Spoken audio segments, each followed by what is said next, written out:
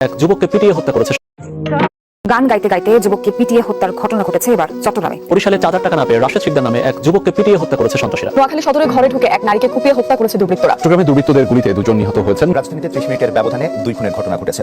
গাজীপুরে জাতীয় বিশ্ববিদ্যালয়ের উপাচার্যের উপর হামলার ঘটনা ঘটেছে। ধানমন্ডিতে প্রকাশ্যে কোপানো হয়েছে এক যুবককে। চট্টগ্রামে পূর্ব শত্রুতার জেরে ডাকাত আখ্যাতি এক দিনমজুরকে পিটিয়ে হত্যার অভিযোগ উঠেছে। সিরাজগঞ্জের এনায়তপুর থানার 13 পুলিশ সদস্যকে পিটিয়ে হত্যা করা হয়েছে। মাত্র 10 থেকে 15 সেকেন্ডের মধ্যে খুন করা হয় প্রাইমিশিয়া বিশ্ববিদ্যালয়ের ছাত্র জাহিদুল ইসলাম পারভেজকে। গাজীপুরের টঙ্গীতে ছিনতাইকারী সন্দেহে এক যুবককে পিটিয়ে হত্যা করা হয়েছে। ঢাকা বিশ্ববিদ্যালয়ের ফজলুল হক মুসলিম হল একজনকে চোর সন্দেহ করে আটক করে পরে তাকে নৃশংসভাবে পিটিয়ে হত্যা করেছে শিক্ষার্থীরা। মব উস্কে দিয়ে মাওলানা রইসউদ্দিনকে পেটানো, পুলিশের হেফাজতে তার মৃত্যু। মুন্সিগঞ্জে ডাকাতির নাটক সাজিয়ে এক ব্যক্তিকে পিটিয়ে হত্যার অভিযোগ উঠেছে। এবার ভয়ঙ্কর এ চক্রের ছুরিকাঘাতে প্রাণ গেল এক কলেজ ছাত্রের। চট্টগ্রামে আফতাবউদ্দিন তাহসিন নামের এক যুবককে প্রকাশ্যে গুলি করে হত্যার ঘটনা ঘটেছে। সাভারের ব্যাংক কলোনি এলাকায় এক যুবককে মাথায় গুলি করে হত্যা করেছে দুর্বৃত্তরা। চট্টগ্রামে হাত পা বেঁধে ও চোখে মুখে টেপ মরিয়ে নৃশংসভাবে হত্যা করা সে ঢাকা বিশ্ববিদ্যালয় এলাকায় দুর্বৃত্তদের ছুরিকাঘাতে শিক্ষা গবেষণা ইনস্টিটিউটের মাস্টার্স অধ্যয়নরত শিক্ষার্থী শাহরিয়ার আলম সাম্য নিহত হয়েছে।